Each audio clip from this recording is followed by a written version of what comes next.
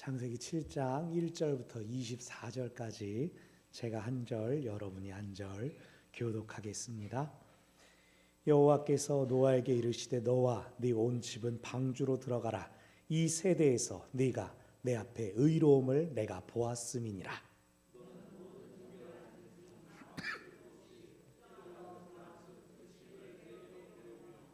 공중의 새도 암수 7씩을 데려와 그 씨를 온 지면에 유전하게 하라.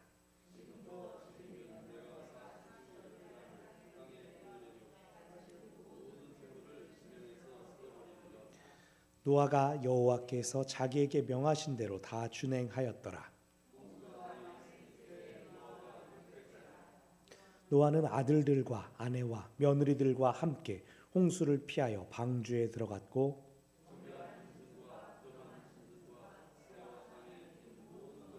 하나님이 노아에게 명하신 대로 암수 2씩 노아에게 나와 방주로 들어갔으며 노아가 600세 되던 해 둘째 달 곧 그달 11의 날이라. 그날에 큰 기쁨의 샘들이 터지며 하늘의 창문들이 열려 곧 그날에 노아와 그의 아들 셈, 함, 야벳과 노아의 아내와 세 며느리가 다 방주로 들어갔고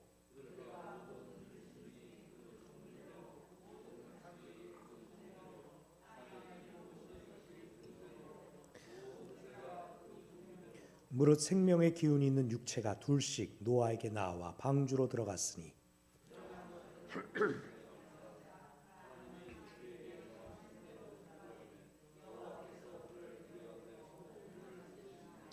홍수가 땅에 40일 동안 계속된지라 물이 많아져 방주가 땅에서 떠올랐고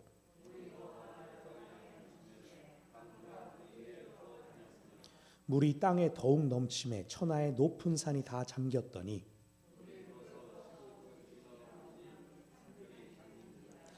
땅 위에 움직이는 생물이 다 죽었으니 곧 새와 가축과 들짐승과 땅에 기는 모든 것과 모든 사람이라.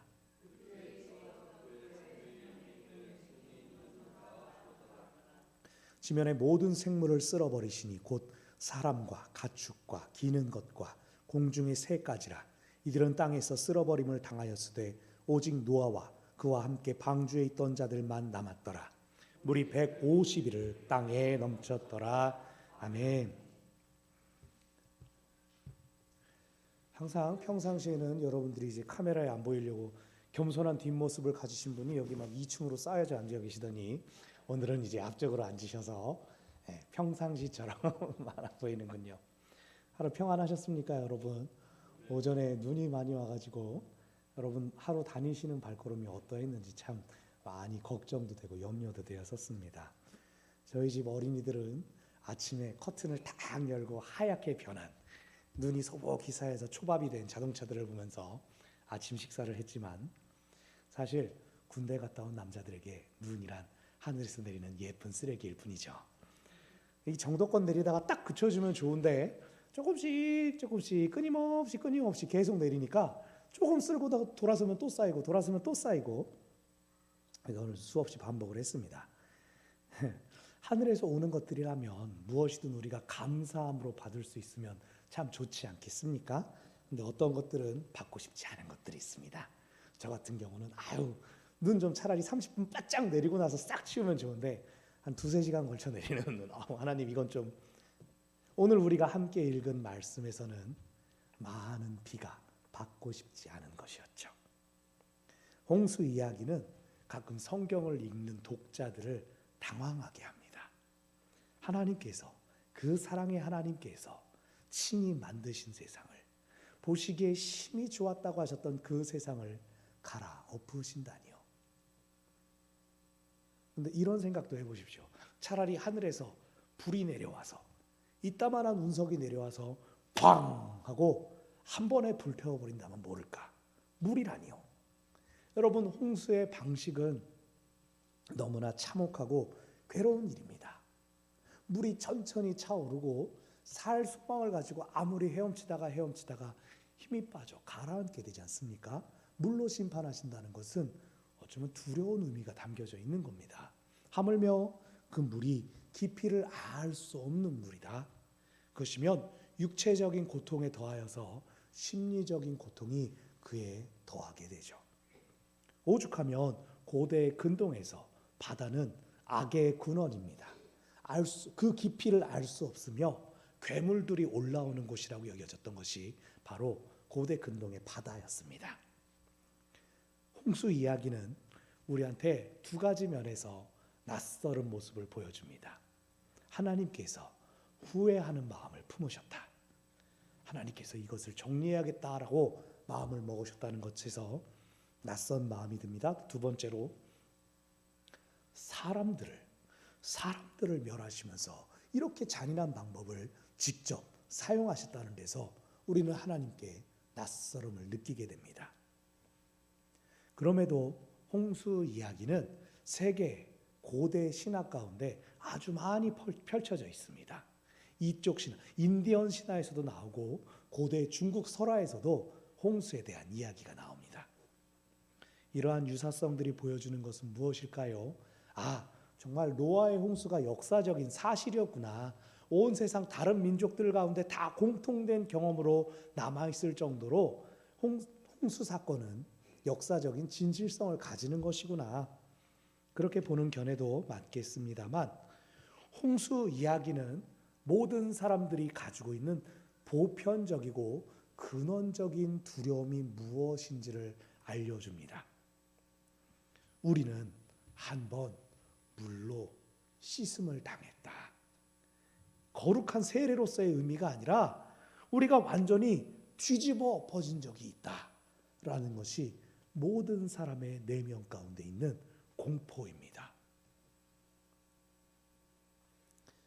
9장에 우리가 나중에 살펴보겠지만 9장에 가면 하나님께서 약속의 무지개를 보여주시면서 내가 다시는 물로 세상을 멸하지 않겠다 약속하셨습니다.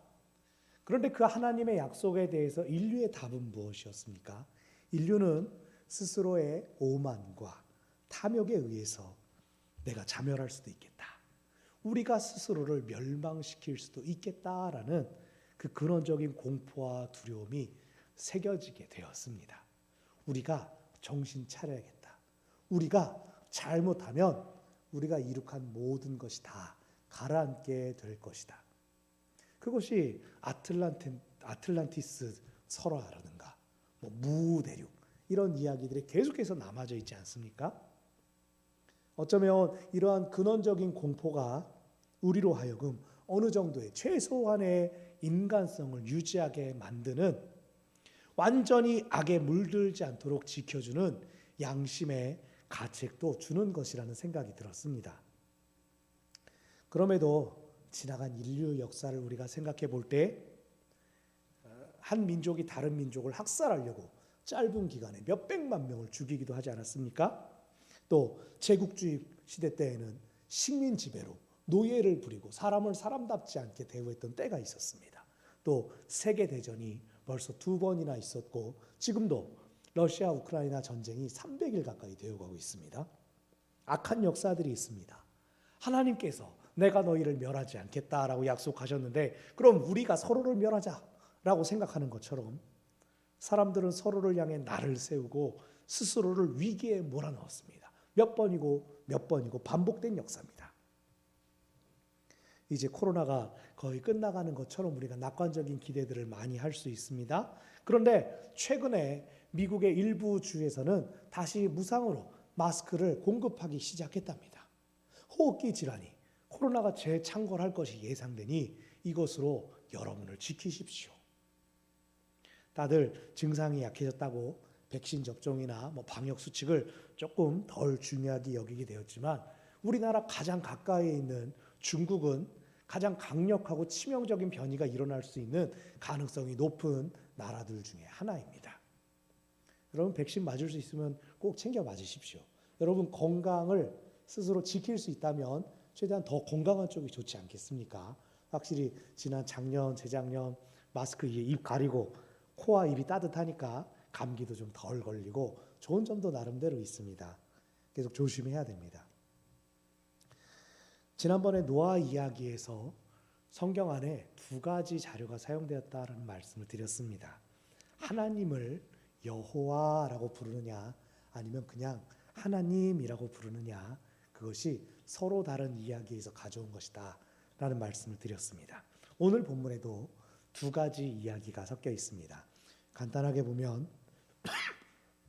6절부터 12절까지는 하나님을 하나님이라고 표현한 본문입니다. 또 그 앞에 1절부터 5절, 뒤에 13절부터 24절은 하나님의 이름 여호와라고 부르는 두 가지 전승에서 이 홍수 이야기가 모였습니다. 두 본문은 크게 다른 내용 없이 비슷한 이야기를 반복적으로 전달해 줍니다. 한 부분만 다른데요. 2절을 보면 암수 한 쌍씩 내게로 데려오라 라고 했는데, 정결한 짐승은 암수 7씩 데려와라, 부정한 짐승은 암수 2씩 한 쌍만 데려와라. 이것은 제사의 중요성 때문에 정결한 짐승들은 하나님께 제사를 드리기 위해서 더 많이 필요했을 것이다. 아마 후대에 이러한 차이가 생겨났을 것으로 보입니다.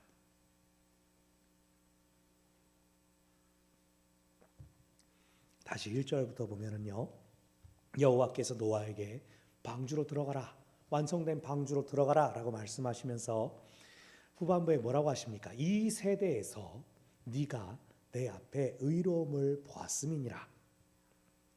노아에게 방주 만들게 하시고 또 홍수로부터 건져 주시려고 하는 이유가 무엇이라고 하고 계십니까? 네가 내 앞에 의로움을 내가 보았다. 구약에서의 의로움은 무엇이라고 말씀드렸죠? 하나님과의 관계입니다. 노아가 하나님의 말씀대로 방주를 만들었기 때문에 그를 구원해 주시겠다라고 하시면서 노아와 함께 그의 가족들도 구원해 주십니다. 여러분, 여기에 어떤 메시지가 있습니까? 가족 중에 불신 가족이 있으십니까? 안 믿는 가족이 있으십니까? 오랜 시간 기도하고 기도하는데 그 마음이 쉽게 열리지 않는 불신 가족이 있습니까? 절대 낙심하지 마십시오. 계속해서 부르짖는 그 기도 가운데 하나님께서 여러분의 가정을 구원하는 통로로 사용해 주실 것입니다. 여러분의 기도가 자녀들을 살게 할 것입니다. 배우자를 살게 할 것입니다. 부모님들을 살게 할 것입니다. 여러분, 오늘 1절에서 노아가 가장이었기 때문에 그의 아내와 그의 자녀들까지도 의롭다고 여겨진 겁니다. 생명을 구원받을 만큼 의로운 사람들로 여겨진 겁니다. 여러분, 가족의 영적 정체성을 든든히 붙잡는 영적 가장이 되십시오. 영적 가장은요, 혼자 대표로 나와서 기도하는 사람 아닙니다. 그 기도 다 끌고 나서 내가 기도하다 보면 하나님이 알아서 마음 만져주시고, 그거 아닙니다. 물론 가족들 가운데 나는 기도하는 사람이다, 나는 하나님을 믿는 사람이다 라고 분명히 알려주어야 합니다. 그런데 그것뿐 아니라 가족 가운데 문제 상황이 있을 때 같이 기도합시다. 우리 교회에서 같이 기도할 겁니다. 기도의 능력이 있습니다라고 가족들한테 알려주어야 됩니다. 또 좋은 결과가 있을 때 우리 감사하자, 감사 기도 드리자. 이것은 하나님께서 하신 것이다. 끊임없이 하나님을 기억하게 하는 것이 영적 가장의 역할입니다. 무슨 일이 있으면 기도를 부탁하자. 그 기도의 능력을 경험하게 하는 것이 영적 가장의 역할입니다. 여러분, 기도가 필요하실 때 안 믿는 가족이라고 해도 불신자라 하더라도 목회자 불러서 기도 받는 거 아주 좋은 겁니다. 좋은 겁니다. 목회자 입장에서 제 전도 훈련 받을 때 세상에 이런 기쁜 기회가 어디 있냐고, 전도 대상자가 집에 앉아가지고 자 한번 와서 기도해 주세요 그러는데 얼른 찾아가서 복음을 전할 수 있지 않겠느냐고. 아주 좋은 기회입니다. 근데 여러분, 이걸 기억해야 됩니다. 목회자가 무속인이 아니에요. 무당이 아니에요. 제가 막 그 집에 들어가자마자 막 악한 영이 갑자기 으악 하면서 막 떠나가고, 그럴 수 있으면 너무 좋죠. 진짜 그럼 너무 좋겠어요.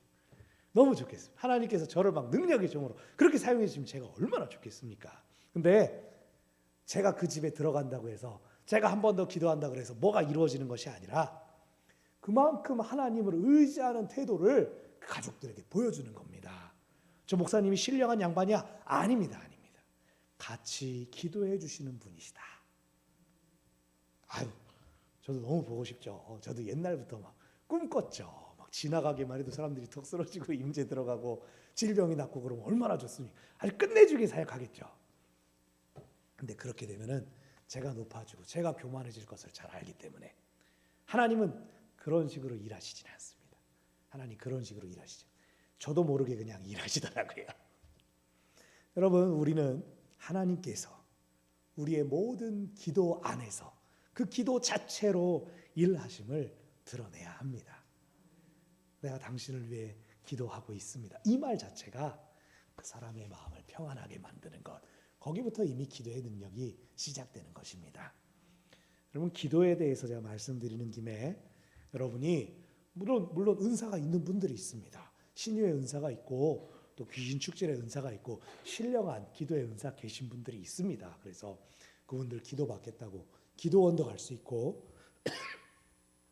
또 그런 분들 어디 집회 오셨다고 가면 가서 기도 받는 거 다 자유입니다. 그런데요, 여러분, 담임 목사의 기도 받는 것은 그렇게 이해하시면 안 됩니다. 달라요. 제가 가가지고 기도 띵 하면 한번 해결되고 그런 게 아니에요. 제가 휴대폰 충전기처럼 자주 꽂아줄수록 더 충만해지고 절대 이런 거 아닙니다. 여러분 안에 우리를 힘들게 만들고 지치게 만드는 것들이 있어요. 그런데 여러분, 기도 사역을 하는 분한테 나갈 때 그걸 다 일일이 내놓습니까? 얘기하지 않잖아요. 그럴 시간도 없잖아요. 다 얘기하지 않고 한번 기도받고 위로받고 힘을 얻고 돌아오지 않습니까? 근데 담임 목사는 다르다고요. 제가 주일날 말씀드린 것처럼 시간을 계속 같이 보내는 사람입니다. 여러분 안에 무엇이 있는지, 어떤 근심이 있는지, 걱정이 있는지, 혹은 어떤 병이 있는지, 질병에 어떻게 도움을 받고 있는지를 이야기를 나누면서 하나님께서 무엇을 원하실까 같이 기도해 보시죠. 담임 목회자는 그런 역할을 하는 겁니다. 그래서 여러분, 물론 수술 같은 긴급한 일이 있고 사고가 있고 이런 일이라면 당연히 예배 후에 잠깐 남아서 기도받고 가시면 너무 좋죠. 그러나 되도록이면 오랜 기도의 제목들이 있으시다면 약속을 잡으십시오. 면담을 잡아서 그냥 영적 상태를 한번 같이 돌아보고 그렇게 대화하면서 그렇게 기도받으시기를 바랍니다. 제가 눈만 치우는 게 아니고 이런 것도 합니다. 전화로 해도 되고 이야기를 나누면서. 여러분, 목회자도 여러분 위해서 중보기도 합니다. 그리고 성도 여러분이 서로를 위해서 중보기도 합니다. 구역에서 기도하고 속사정을 아는 분들끼리 다 서로 기도합니다. 그런데 여러분, 계속해서 하나님 앞에 서는 건 누굽니까? 내 문제의 가장 끝까지 가장 치열하게 기도하는 사람이 누굽니까? 나 자신이지 않습니까? 내가 어떻게 기도해야 되는지를 내가 분명히 알고 있어야지 누가 기도해 준다고 내가 쉬어버릴 수가 없는 것입니다. 그래서 도움을 받기 위해 기도받는 것도 필요합니다. 중요합니다. 그런데 더 중요한 것은 영적 안내를 통해서 하나님과 더욱 친밀한 관계로 여러분이 나아가시는 것이 필요합니다. 자, 다시 말씀해서 4절을 보면 하나님께서 노아의 가족들을 방주에 타게 하시면서 지금부터 7일 후 40주야를 땅에 비를 내리겠다. 비가 내리는 시간이 40일 정도, 한 달 넘게 비만 내릴 것이다. 그리고 11절을 가보면 노아가 600세 되던 해 둘째 달 17일이 그 날짜였다라고 나타납니다. 여기 날짜가 나타납니다. 쉽게 기억할 때 2월 17일 이렇게 기억하곤 하는데 여기서 날짜를 명시한 것은 노아의 홍수가 역사적인 배경이 분명했다라는 것을 알려주는 의도로 날짜가 명기된 것도 있지만 아브라함 이전 시대의 연대는 다 의미가 없다는 말씀을 이전에 드렸습니다. 11절에서 주목할 표현은 앞부분의 날짜가 아니라 아랫부분, 그날에 큰 기쁨의 샘들이 터지며 하늘의 창문들이 열렸다라는 겁니다. 하늘에서 그냥 큰 비만 내렸으면 창문 열렸다, 우리말로 하늘에 구멍 뚫렸다, 이 정도만 하면 되지 않습니까? 그런데 기쁨의 샘이 터졌다. 이 기쁨의 샘이라는 건 밑에서부터 올라오는 물입니다. 위에서 내리는 물은 계속해서 쌓입니다. 그런데 밑에서 물이 올라오게 되면 어떻게 됩니까? 그 물이 뒤집히게 되죠. 세탁기처럼 순환하게 됩니다. 무슨 뜻입니까? 1장에서 우리가 창세기 1장을 살펴볼 때 창조기사에서 하나님께서 물을 궁창 위의 물, 궁창 아래의 물로 나누셨다라는 언급이 나옵니다. 그런데 여기 11절은 기쁨의 샘들이 터지면서 하늘의 창문들이 열림으로 이 하나님께서 처음에 나누셨던 물의 구분이 흩어지는 것처럼 보인다는 것입니다. 하나님의 창조는 생명을 주고 질서를 부여하고 일으키고 확장시키는 것이었습니다. 그러나 오늘 본문에서 하나님의 징벌, 하나님의 파괴는 그 모든 것들을 무로 되돌립니다. 또 홍수가 단순히 물만 차오르는 정도가 아니라 만약에 비만 계속 내리면서 물이 차올랐다면 배를 타서 살 수 있지 않았겠습니까? 사람들이 어딘가에 매달려서 둥둥둥둥둥 가만히 떠올라라도 할 수 있지 않았겠습니까? 물론 비가 엄청나게 많이 내렸지만 여기 기쁨의 샘들이 터짐으로 인해서 세탁기처럼 물이 뒤집혀 버렸습니다. 사람들이 얌전히 떠 있을 수 없이 다 물에 삼켜질 수밖에 없었다. 즉 하나님께서 아주 작정하고 물난리를 일으키셨다는 그러한 표현입니다. 너무나 무서운 말입니다. 모든 것을 이루신 하나님께서 필요하시다면 그 모든 것을 뒤집기도 하신다는 겁니다. 사랑하는 여러분, 우리가 하나님의 주권을 늘 기억하고 하나님께 대하여 경외하는 마음을 잊지 말아야 할 것입니다. 13절을 보면 방주에 오른 사람들이 열거됩니다. 노아 세 아들 그리고 노아의 아내 세 며느리까지 언급이 됩니다.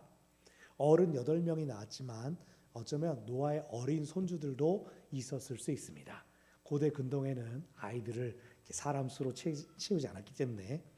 근데 여러분 보십시오. 여기 세 며느리가 굳이 언급되고 있는 것을 보십시오. 노아가 세 아들을 낳은 게 500세 된 이후라고 했습니다. 그러면 며느리들도 하다못해 이때는 남편보다 더 나이가 어리지 않았겠습니까? 그렇다면 어린 사람들, 젊은 며느리들이 세상을 따라가지 않고 남편 따라오고 시부모님 따라왔다는 뜻입니다, 여러분. 이걸 봐야 됩니다. 고대 근동 사회에서 오늘 본문이 보여주는 이 순서도 그렇듯 남자가 먼저 나오죠. 여인의 지위, 여인의 역할 그렇게 고귀하지 않았습니다. 방주에 올라서 생명을 구원받게 하시려고 했구나. 이것은 줄창 비가 내린 다음에나 깨닫게 되는 일이었죠. 몇십 년 동안 방주를 지으면서 큰 배를 만들면서 동물들 모으고 이제 방주에 들어가서 뭐 해야 돼요? 저 동물들 누가 밥 줄래? 누가 똥 치울래? 그거 우리들이 다 해야 돼라고 했을 텐데, 그것을 들었을 텐데 며느리들이 그거 하겠다고 네 어머니 이러고 배에 올라간 겁니다. 여러분 이걸 생각해 보십시오. 그렇게 생각하는 게 쉬울까요? 성경에 나오는 인물들은 당연히 다 그걸 할 수 있었을까요? 여러분 며느리는 알잖아요. 남이잖아요. 남. 우리 교회에도 며느리들 여러분 계시죠? 여러분 특별히 우리 시어머니 여러분 며느리들 잘 해주시기 바랍니다. 뭐 이럴 때 뭐 나는 딸처럼 생각. 아유 무슨 그런 큰일 날 말씀하세요. 딸 아니에요. 귀한 손님이에요. 손님. 우리 아들 사람 만들어주는 귀한 손님이다. 여러분 며느리도 다 각자 이전의 신앙생활들이 있지 않았겠습니까? 그거 다 놓고 남편 따라온 겁니다. 무려 시댁 교회로 온 겁니다. 정말 귀한 믿음입니다. 아유 우리 며느리는 초신자라 괜찮아요. 처음 교회예요. 그럼 더 귀하죠. 그럼 더 귀하죠. 이전에 정말 더 귀하죠. 여러분 저는 우리 며느리들 특별히 축복합니다. 우리 교회에서 잘 정착하고 장차 리더로 일어날 수 있어야 됩니다. 물론 우리 따님들도 귀하고 사인님들도 다 귀하시지만 며느리들은 아멘 못해요. 또 이런 말들이. 그래서 다 화이팅입니다. 우리 시어머님들 교회에서 시험 드시지 마시고 어쩔 수 없는 이 마음의 갭이 있습니다. 이건 어쩔 수가 없습니다. 오늘 성경 보니까 며느리도 구원방주 탔다. 이들이 어떠한 마음으로 탔는지를 우리가 한번 돌아보며 오늘 계속해서 가족에 대한 말씀을 드리고 있죠. 여러분 그 가족을 잘 기억해야 됩니다. 자, 16절입니다. 이제 암수 한 쌍씩 다 들어갔습니다. 정결한 짐승들은 7쌍 들어갔다고 아까 봤고, 하나님이 명하신 대로 들어갔다. 그런데 마무리가 어떻게 됩니까? 여호와께서 노아를 들여보내시고 문을 닫으셨다. 누가 닫았다? 여호와께서 문을 닫아 주셨다. 하나님께서 방주 짓는 것부터 노아한테 다 맡겨놓으시고 마치 달력만 세고 있는 것처럼 보였지만 하나님께서 그 모든 것들을 주관하고 계셨다. 여기 나타나는 겁니다. 사람에게, 동역자로 세우신 사람에게 그 모든 사역들을 그가 마치게 되자 마무리를 하나님께서 마감을 지으시는 겁니다. 이제 그 문은 하나님께서 허락하셔야 열린다는 의미입니다. 사람이 실수로 틈이라도 두지 않도록 하나님께서 그 문을 닫아 주시는 겁니다. 노아가 한 모든 작업에 하나님께서 만족하셨음을 보여주는 표현이며, 하나님께서 문을 닫아 주셨으니 이제 이 방주는 정말로 안전한 공간이 되었습니다. 노아의 가족들은 그 안에서 안전하고 평안하게 보호받을 것입니다. 자, 12절에서 비가 40일 동안 내렸다, 그 표현이 17절에 다시금 나오죠. 17절에서 홍수가 땅에 40일 동안 계속되었다, 비가 내렸다는 표현입니다. 물이 많아지자 방주가 떠오르고, 20절을 보면 물의 높이가 산들 꼭대기보다 15규빗이나 더 올라왔다. 높이로는 한 7cm, 7m, 7m에서 7.5m 정도 더 올라왔다. 산들이 잠길 정도로 물이 차오르고 이제 지면의 모든 생물들이 죽임을 당했습니다. 우리 다음 본문 보면 아마 하늘을 나는 새들조차 이 홍수가 150일 동안을 창궐을 하니 땅에 발을 디딜 수가 없어서 떨어지고 지치고 다 그렇게 죽었을 것입니다. 24절에서 온 세상이 물로 가득한 채 5달이라는 시간이 흘러갔습니다. 온 세상이 물로 가득 찼다. 어디를 봐도 땅이 보이지 않는 물로 충만해 있는 그 상태는 창조 이전의 상태. 하나님의 영이 수면 위에 운행하셨다. 그 장면을 떠올리게 합니다. 그때로 돌아가는 것입니다. 그런데 그 창세기 1장 2절과 다른 것이 하나가 있습니다. 뭐죠? 방주가 떠 있습니다. 오늘 수면 위에는 방주가 떠 있습니다. 여러분, 방주는 일반적인 배와 전혀 다릅니다.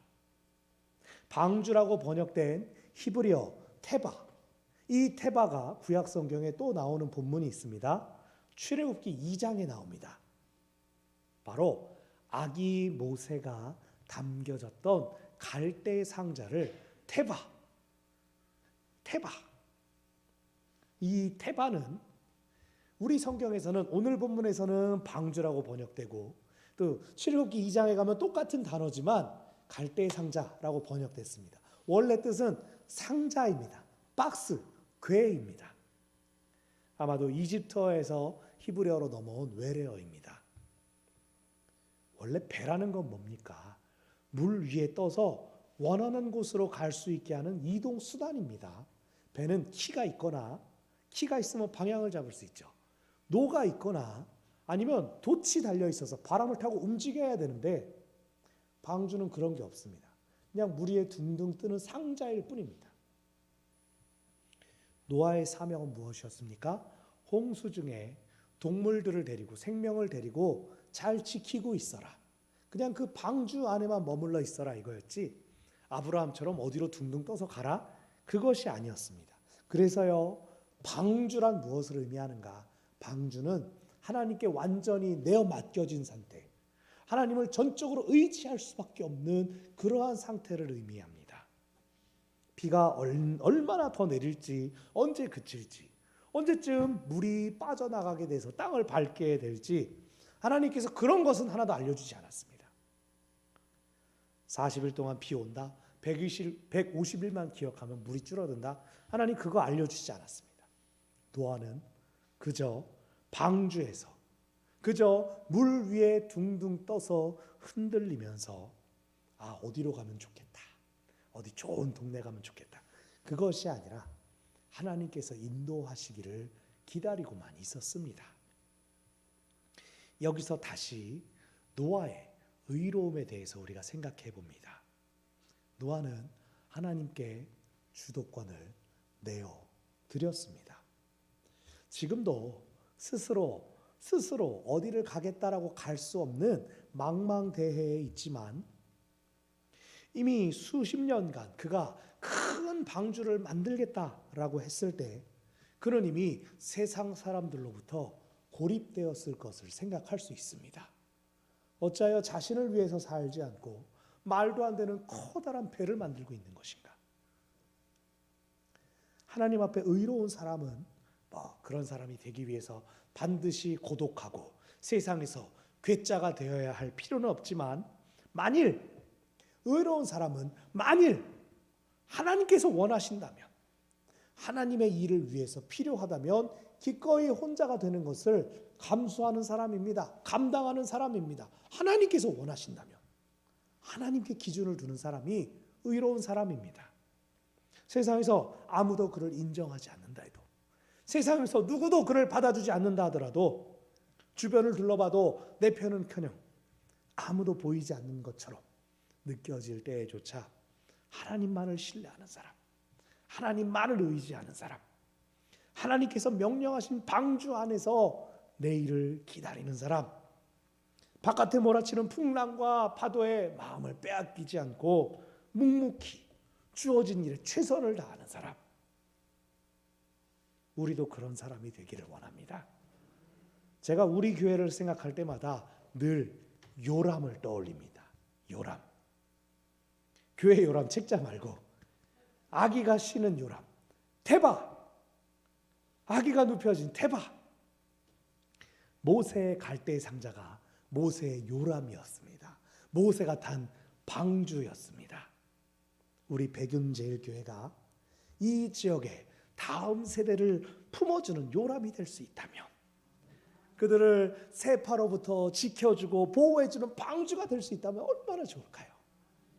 세상에서 난리의 소식들이 들려오고 하루에도 몇 번씩 마음이 무너지는 사건 사고의 소식들이 막 들려올 때 우리가 더 마음을 모아서 우리에게 허락된 다음 세대들을 더 지킬 수 있기를 바랍니다. 더 많은 어린 영혼들이, 다음 세대들이 우리 공동체에 나와서 다음 시대를 위해 준비되는 사람들이 되기를 바랍니다. 그러려면요, 우리가 노아가 되어야 됩니다. 하나님께만 시선을 두는 사람, 나의 처지와 나의 상황보다 하나님의 필요를 더 우선하는 사람, 세상의 난리, 홍수로 불안해하지 말고 명령받은 대로 방주를 만들고 그 안에 우직함으로 머무르는 사람, 그런 사람을 통해서 하나님께서 새로운 시대를 열어가십니다. 말씀을 정리합니다. 지금 이 시대에 많은 홍수가 일어나고 있습니다. 하나님께서 일으키신 것이 아닙니다. 물질 만능주의, 세속주의, 거짓과 탐욕, 음란한 문화의 홍수들이 교회와 다음 세대를 향해 물밀듯 쳐들어오고 있습니다. 우리는 이 세대 가운데 방주를 짓도록 부름받은 사람들입니다. 이미 하나님의 보호하심을 입은 사람들이자 의롭다 여겨주심을 받은 사람들입니다. 우리는 기도의 자리를 지키며 다음 세대를, 또 교회를 지킬 사명을 받았습니다. 우리도 이 땅에 발붙이고 살아가기 때문에 우리도 흔들릴 때가 있습니다. 우리도 기우뚱하고 우리도 넘어질 뻔하는 때가 있습니다.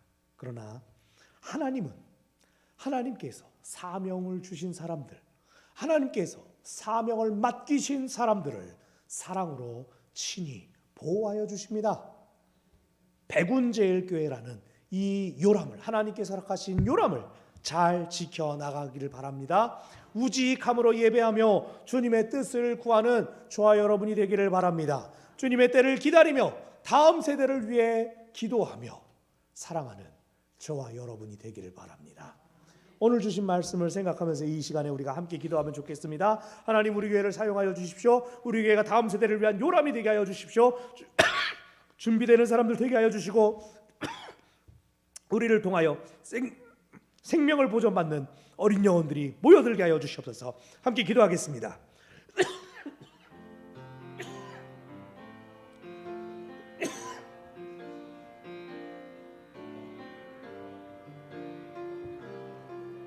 아버지께서 우리 가운데 사명을 주시고 우리 가운데 은혜를 주시고 우리를 여기까지 인도하여 주셨습니다.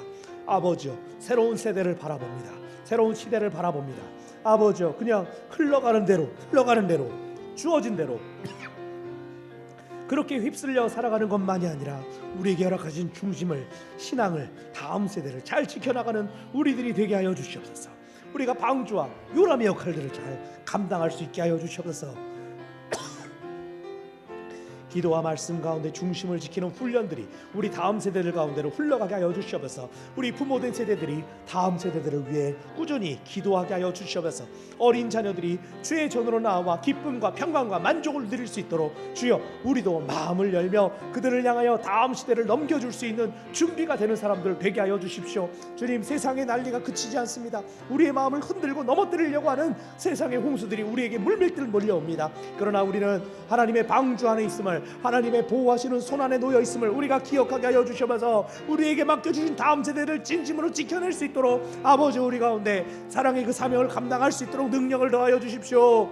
우리 가운데 동역자들이 붙여지게 하여 주십시오. 우리 가운데 젊은 사람들이 일어나게 하여 주십시오. 아버지, 젊은 사람들이 뜻을 가지고 꿈을 꾸며 비전을 가지고 주님 앞에 모여드는 귀한 역사가 있게 하여 주십시오. 우리 어린아이들의 순수하고 밝은 웃음들, 우리가 그것들을 지키기를 원합니다. 거룩하고 순전하고 아름다운 것들을 흘려보내는 저희들 되게 하여 주셔서 세상의 가치, 세상의 좋은 것들, 그런 것들을 흘려보내며 그 길로 잘 가기를 후원하기만 하는 것이 아니라 진정 그 영혼이 하나님께 맡겨진, 하나님께 붙들린 영혼이 될 수 있도록 아버지, 그들의 영혼을 위해 기도하며 그들을 위해 모든 것들을 우리에게 주셨음을 기억하는 우리들 되게 하여 주시옵소서. 아버지, 이 지역을 살리는 요람이 되게 하여 주십시오. 하나님이 다음 세대를 살리는 방주가 되게 하여 주십시오. 우리 교회를 붙드시고 우리 교회를 주장하시며 우리 교회를 사용하여 주시기를 원하오니 아버지, 예배하는 사람들이 모이게 하여 주시고 기도하는 사람들이 모이게 하여 주십시오. 거룩한 사명을 가진 사람들이 주께로 모여들게 하여 주십시오. 우리의 마음이 합쳐지게 하여 주십시오. 성령의 일하심, 성령의 역사하심, 그 가운데 우리 자신을 기꺼이 내놓는 헌신들이 있게 하여 주십시오.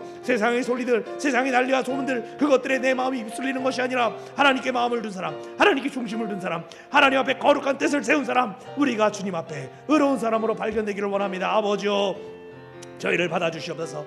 저희의 나이와 저희의 육신의 건강, 그 모든 상황들, 조건들을 하나님 앞에 내놓는 것이 아니라 600세가 되어서 그 홍수 가운데 생명을 보존했던 노아처럼 우리도 주님께서 쓰시고자 하실 때 기쁘게 우리 자신을 내어드릴 수 있도록 아버지, 저희를 받아주시고 저희를 주장하여 주시옵소서.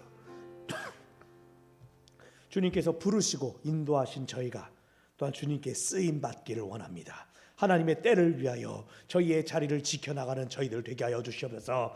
기도하며 말씀을 묵상하며 또한 말씀 들으며 예배하며 하나님께서 주신 거룩한 사명들을 든든히 붙잡는 저희들 한 사람 한 사람 되게 하여 주시옵소서. 예배 회복을 허락하여 주시고 거룩한 비전을 우리 가운데 붙들게 하여 주시옵소서. 다음 세대와 이 지역을 위한 방주와 요람으로 저희가 쓰임받기를 간절히 원하오니 아버지여, 저희를 주장하여 주시옵소서. 저희들 가운데 젊은이들이 일어나게 하여 주시옵소서. 다음 세대들이 꿈을 꾸며 비전을 가지고 하나님 앞에 거룩한 뜻을 들고 일어나는 것이 나타나게 하여 주시옵소서. 그것을 위하여 기도하기를 쉬지 않는 부모 세대들 되게 하여 주시옵소서. 세상에서 좋은 것들을 주고 싶어서 그것에만 매달리는 것이 아니라 거룩한 영적 가치, 그 도전을 흘려보낼 수 있는 부모 세대를 될 수 있도록 아버지, 저희를 주장하시고 저희를 사용하여 주시옵소서. 예수님의 이름으로 기도합니다. 아멘. 말씀을 기억하면서 우리 420장 함께 찬송하겠습니다.